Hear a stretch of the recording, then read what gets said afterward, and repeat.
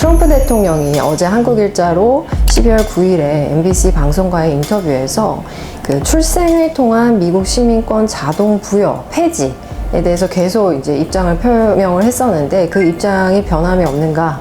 이거에 대해서 그렇다라고 답변을 했죠. 그래서 원정 출산 또는 미국 내의 불법 이민자들의 출생에 따른 자동 시민권 부여에 대해서 폐지하고자 하는 입장은 여전히 이어지고 있고, 지금 이거를 위해서 여러 가지 행정명령을 준비하고 있다고 답변을 했습니다. 근데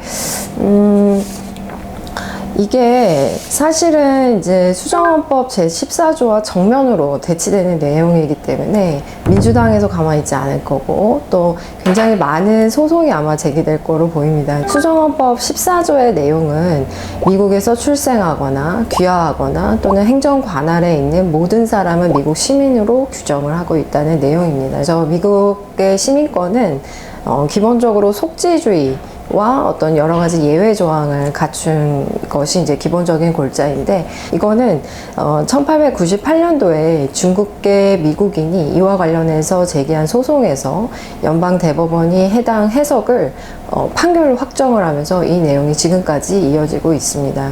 근데 지금 중요한 거는 이게 트럼프 대통령이 첫 대선부터 지금까지 계속 이어지고 있는 내용이기 때문에 이런 원정 출산을 통한 앵커 베이비라고 계속 표현을 했죠. 앵커 베이비, 이를 통한 어떤 연쇄 이민, 아마 이 부분에 대해서는 조금 변화가 있지 않을까 합니다. 그래서 그 내용은 원정 출산자들의 경우에는 처음부터 B1, B2 비자나 그런 기타 비자의 발급에 제한이 따를 수 있고요.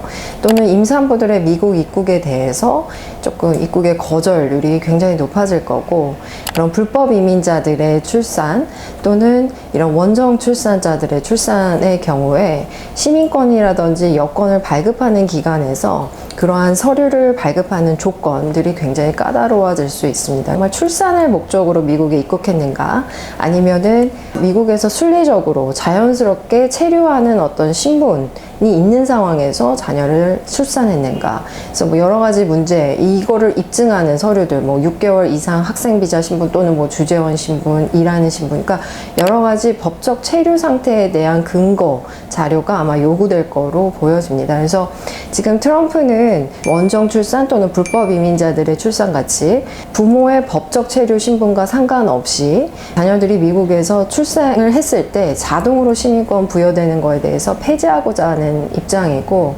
이거는 아마 무언가 변화가 있지 않을까 봅니다. 그래서 물론 트럼프는 불법 이민자들, 그 중에서도 범죄자들의 어떤 추방에 대한 그런 입장이기는 하지만, 기본적으로 트럼프는 앵커 베이비, 또 이와 연결된 연쇄 이민, 이 부분에 대해서는 어느 정도 조금 제한을 두고자 하는 거는 맞아요.